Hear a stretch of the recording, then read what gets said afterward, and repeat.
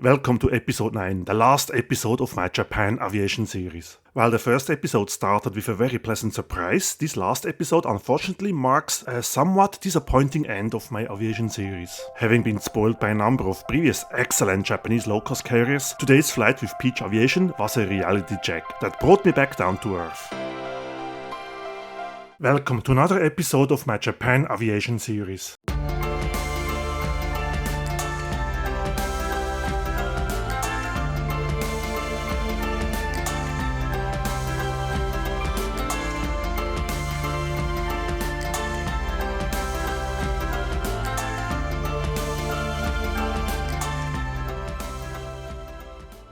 Hello and welcome to another flight review. I've just arrived at the Fukuoka domestic airport and today we're gonna fly Peach Aviation. I still have to check in because Peach Aviation did not offer online check-in, so let's use one of these machines and hopefully it's working out as planned.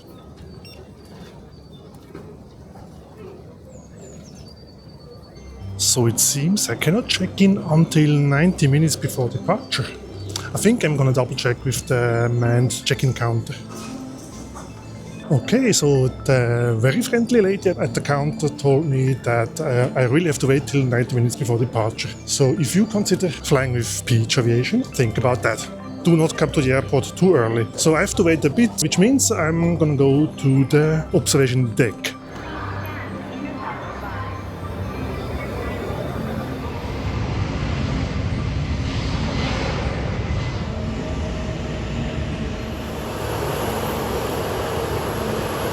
Wow, it's hot up here, but totally worth the visit.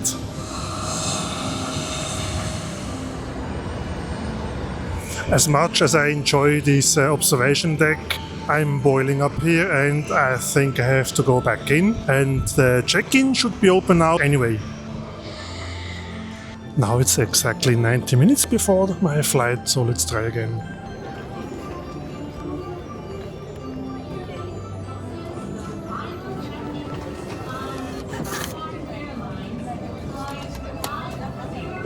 All checked in with Peach Air, so let's go to the departure area. Peach Aviation is a Japanese low-cost carrier, so I'm quite curious how it compares, for example, with easyJet or Ryanair or Wizz Air. So that's my benchmark and I will compare it with that. Right before the security checkpoint, and in case you don't have lounge access, they offer a really nice looking food court. Check this out. Well, I didn't know about this food court and I already bought something at 7-Eleven, so I'm not hungry enough now, but I will check it out next time. I made it airside and security was, as always in Japan, I noticed, very relaxed. And almost no queuing, so I wish it was always like that everywhere. Here it is, my gate and my ride to Okinawa today, but it's not ready yet. And while we wait for my aircraft to arrive in Fukuoka, I have a chance to have a look at some of the aircraft and airlines serving this airport. Well, I got myself a little lunch. I just saw that my aircraft, this Peach Aviation Airbus A320neo, has arrived. If you would like to know how much I paid for this flight, stick to the end of the video and I will explain. But now it's time to head to the gate, and for some reason I'm so excited to try out Peach Aviation. It's finally boarding time and I'm curious if Peach Aviation compares to any of the European low-cost carriers, or whether they are more in line with the low-cost carriers that I have experienced in Japan, such as Solaseed Air, and Skymark Airlines, which set the benchmark very high. But as always, I try to approach this flight as unbiased as possible.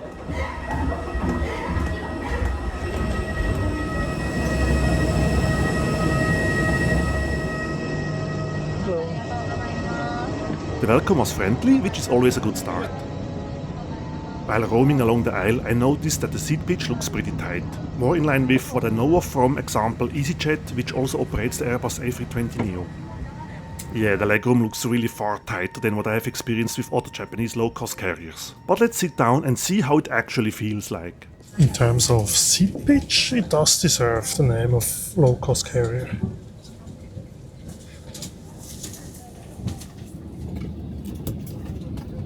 But hey, I'm not complaining. I want the low-cost carrier and I'm getting a low-cost carrier.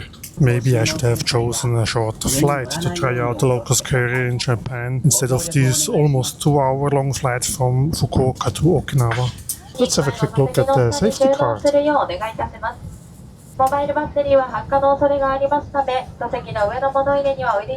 And it seems the seat back does not recline, but it also has no adjustable headrest. But it's quite high, the seat back, so I still can rest my head. Overhead I find individual air fans and reading lights. It looks like I might have 2 seats for myself, which makes life much easier. And the difference to the European low-cost carriers is that I could select this seat for free. Only the extra legroom seats, I think, were at the surcharge. Boarding is completed and I indeed have 2 seats for myself. And shortly after we were pushed back from the gate for our flight towards Okinawa. So far I like Peach Aviation better than their European counterparts, but not if I compare Peach Aviation with the other Japanese low-cost carriers.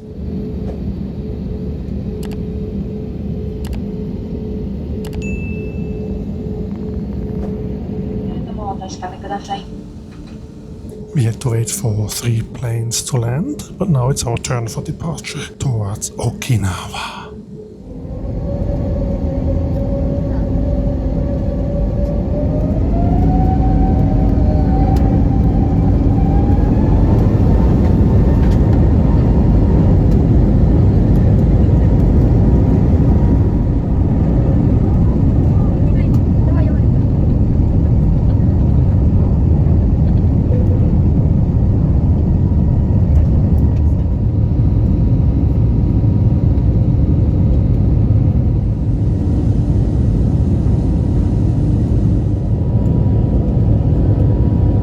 Our flight time today, roughly 2 hours.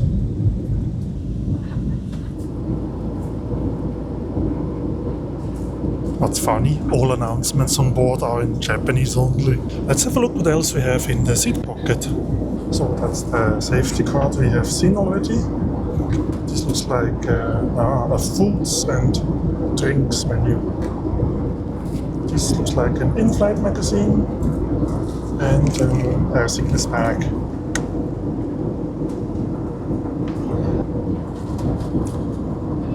I can see they fly internationally, all the way down to Singapore. Not sure if I would like the legroom though, that's a bit of a long flight.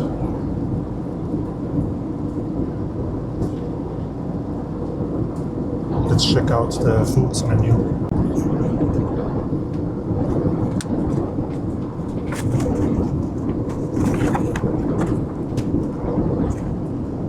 And on the back side they also offer merchandise.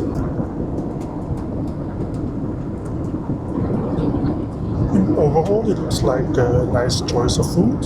I'm not sure yet if I will order something. Maybe.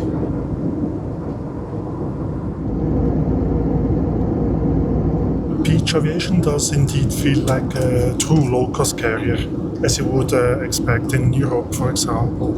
I just saw the food is only available on international flights. On this flight I only could get some drinks or some chips and stuff.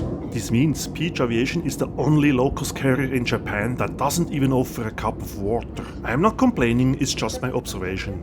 We're only half an hour into the flight and I've already showed you what I could think of. That's the downside of flying economy class, and especially a low-cost carrier where there's no additional service. So I might have a nap now. While the seat back is pleasantly high, it didn't help me to snooze, so I came up with a different idea. I decided to go for an iced coffee. One thing you should know, if you buy something on board Peach Aviation, you have to make sure you have cash, because they don't accept credit card. I have also noticed that nobody is bringing their own food or drinks aboard. Not on this flight and not on any other flights that I have taken almost daily the past 2 weeks in Japan. Let's see if they offer in-flight Wi-Fi. It doesn't look like there is Wi-Fi, but there's a pretty funny hotspot. The first officer just made an announcement that around Okinawa there are some thunderstorm cells, and at the same time we have now entered this layer of clouds and we might have to expect a bumpy ride. After my beer at the airport and the black coffee now, there's something I have to do. Look at this row of seats at the very rear of the cabin. Not sure if I would enjoy that one. And they are close to the lavatory. Very close. The lavatory itself is tiny, with barely enough room to turn around, but it is very clean and equipped with the most important amenities that you would expect from an aircraft bio-waste disposal unit. And there's even enough room for a baby changing table. That was a little bit tight, but alright. On this trip I'm traveling to China, Japan, South Korea, Vietnam and India. And if you wonder how I stay online and connected during this time, I have one single eSIM for all these countries and it is provided by Airline. They are not sponsoring me, I'm just telling you about it because I'm quite happy with them, and I do have a referral code. If you use it you get a discount and at the same time you would support my channel. The code you find in the video description below. We have started our descent towards Okinawa and I'm actually looking forward to stretch my legs again.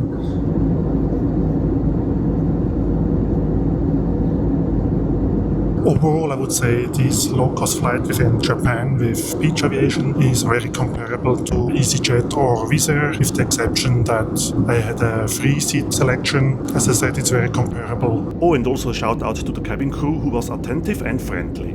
Would I book Peach Aviation again? I would say only if there's no other provider serving the route I need to fly, because I think the competition is high. If I think of Solaseed Air, which I flew a day ago, it's another world. And they are also considered a low-cost carrier. But of course also the price matters, and sometimes Peach Aviation of course could be the cheapest option. At the end I would say it's a solid low-cost carrier, and it's up to you and up to your wallet size. Whether you want to try them out as well, or whether you want to go for a bit more fancy option and maybe pay a few yens more. And since we talk about money, this flight cost me roughly $50, which is fair for an almost 2-hour flight and in this low-cost setup.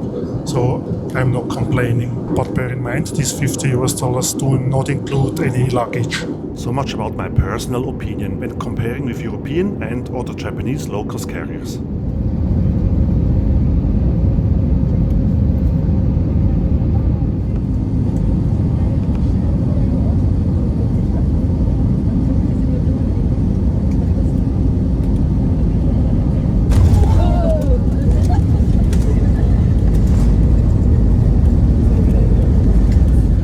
That was a firm touchdown. Welcome to Naha, Okinawa.